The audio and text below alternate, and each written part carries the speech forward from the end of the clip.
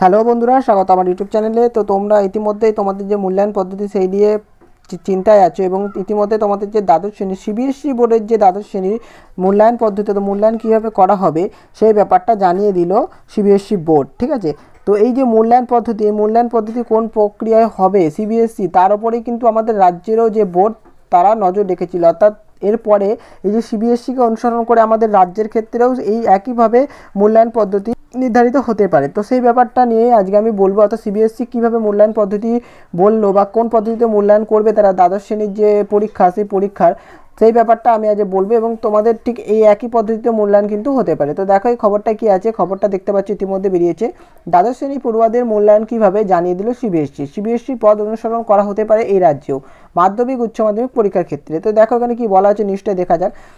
করোনার দ্বিতীয় ধাক্কার প্রকোপে বাতিল হয়েছে সিবিএসসির দ্বাদশ শ্রেণীর পরীক্ষা, যার জোরে বিপাকে পড়েছিল পড়ুয়ারা। কিসের ভিত্তিতে নম্বরের মূল্যায়ন করা হবে সেটা নিয়ে রীতিমতো সংশয় সৃষ্টি হয়েছিল।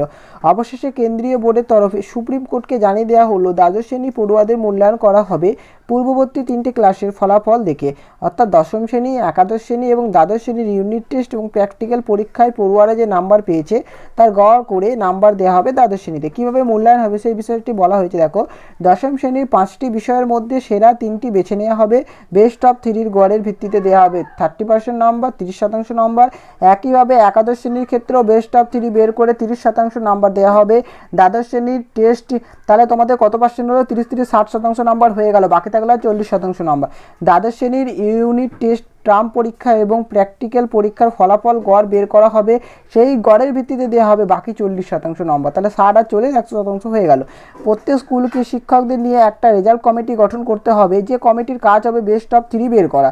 স্কুলের রেজাল্ট কমিটির সিদ্ধান্ত চাইলে বদলে দিতে পারে সিবিএসসি বা আইসিএসসি বোর্ডের মডারেশন কমিটি। এই মডারেশন কমিটি বিভিন্ন স্কুলের মার্কিং সিস্টেমে নজর রাখবে, সব পড়ুয়ারা যাতে সমানভাবে মূল্যায়িত হয় তা নিশ্চিত করবে এই কমিটি। রেজাল্টের ক্ষেত্রে স্কুলের অতীত পারফরমেন্সও গুরুত্ব পাবে।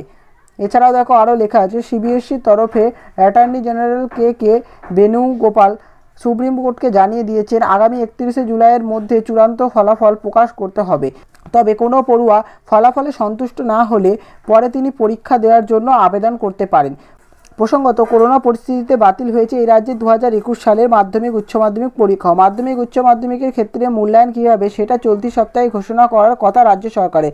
এখন দেখা রাজ্যের বোর্ড ও কাউন্সিল সিবিএসসির পদাঙ্ক অনুসরণ করেন কিনা। তো তোমাদের যে আমাদের রাজ্যে যে বাতিল হয়ে গেছে মাধ্যমিক উচ্চ মাধ্যমিক, তাদের মূল্যায়ন পদ্ধতি এখনও জানানো হয়নি, এই নিয়ে আমরা চিন্তায় আছি। তো ইতিমধ্যে যে দ্বাদশ শ্রেণীর যে মূল্যায়ন পদ্ধতি জানানো হলো সেটা একটু তোমাদেরকে স্বস্তি দেবে। অর্থাৎ এই যে দ্বাদশ শ্রেণীর মূল্যায়ন পদ্ধতির কিন্তু একটা প্রভাব ফেলবে আমাদের পশ্চিমবঙ্গের বোর্ডের যে মূল্যায়ন পদ্ধতি তার উপর। অর্থাৎ এই ব্যাপারটাকে পুরোপুরি অনুসরণ না করলেও আংশিক অনুসরণ এই ব্যাপারটাকে করা যেতেই পারে এবং দেখা যাক আমাদের বোর্ড কবে এই ব্যাপারটা নিয়ে জানায়। তো ইতিমধ্যে তোমাদের এই খবরটা উঠে আসছে, তো এই খবরটা আমি দিয়ে দিলাম। তো পরবর্তী ভিডিওগুলোর জন্য চ্যানেলটিকে সাবস্ক্রাইব করে অল আইকনটি প্রেস করে রাখবেন।